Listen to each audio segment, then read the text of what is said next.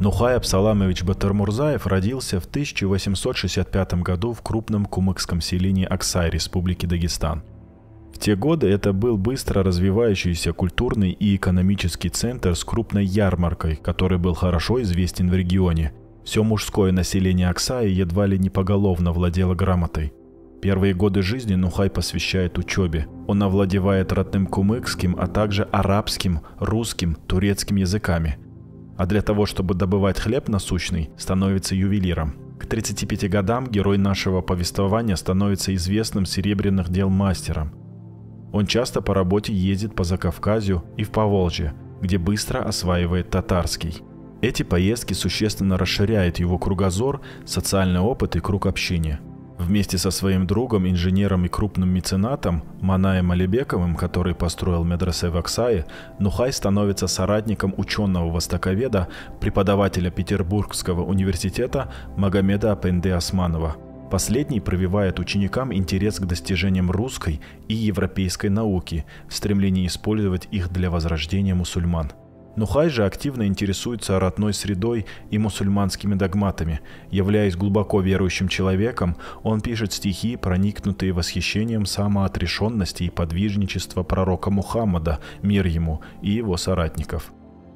Идеалом и ориентиром для Батырмурзаева служит деятельность ученого-богослова, кумыкского первопечатника Абусупьяна Акаева и будущего советского муфтия, татарского историка и редактора газеты «Вакыт» Розаэддина Фахретдинова.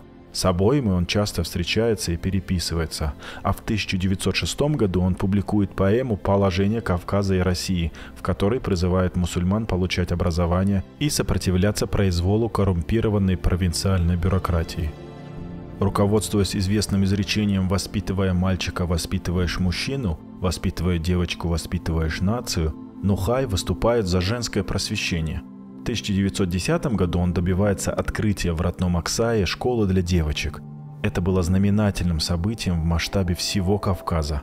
Право женщин на образование Батырмурзаев отстаивает и в своих произведениях «Несчастный Хабибат», «Гарун и Зубайда», «Давуд и Лейла». Конечно, содержание этих сочинений вовсе не исчерпывается женской проблематикой.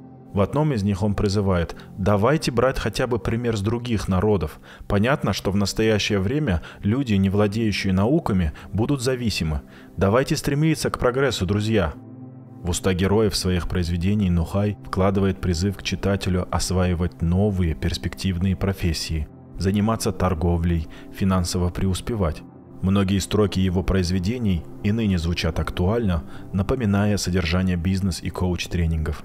Что интересно, большое значение Нухай Батырмурзаев придает проблеме мусульманского этикета. Из-под его пера вышли пособия «Новое воспитание» и книга нравственности.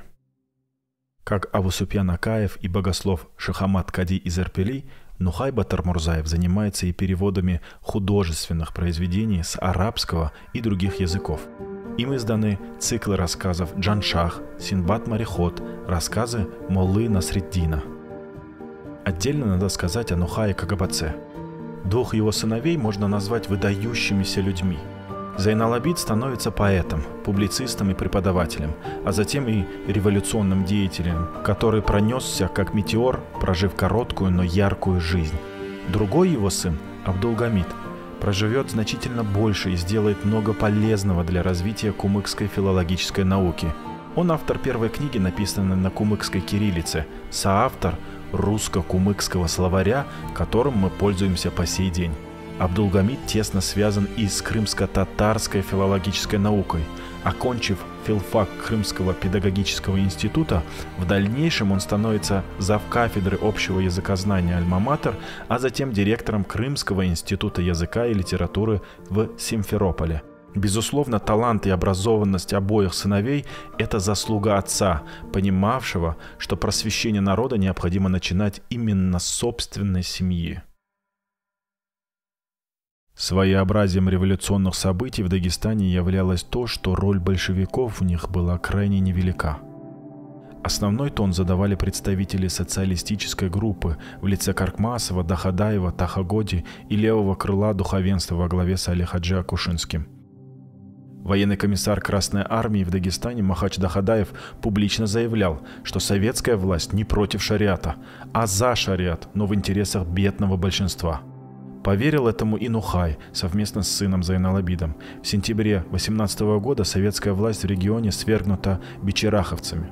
Зайнал-Абид возглавляет революционное подполье, так называемый Камышанский отряд, деятельность которого активизировалась в 19 году с приходом к власти деникинцев. Народы Дагестана и Терской области отказались вступать в ряды Деникинской армии, что вызвало со стороны последней террор и ответные восстания населения. В октябре 19 года в возрасте 22 лет от рук деникинцев погибает Зайнал-Абид. Отец отправляется на поиски его тела, чтобы похоронить по мусульманскому обряду. Во время своих поисков он был пойман белогвардейцами. По пути следования к месту назначения Нухаю и еще 2 арестантам удается бежать. Но в конце погони Батыр Мурзаев получает тяжелое ранение, от которого он умирает примерно через неделю. Потеряв самых близких людей, его вдова находит тела мужа и сына, которых она похоронила в Аксае и Адильянгюрте.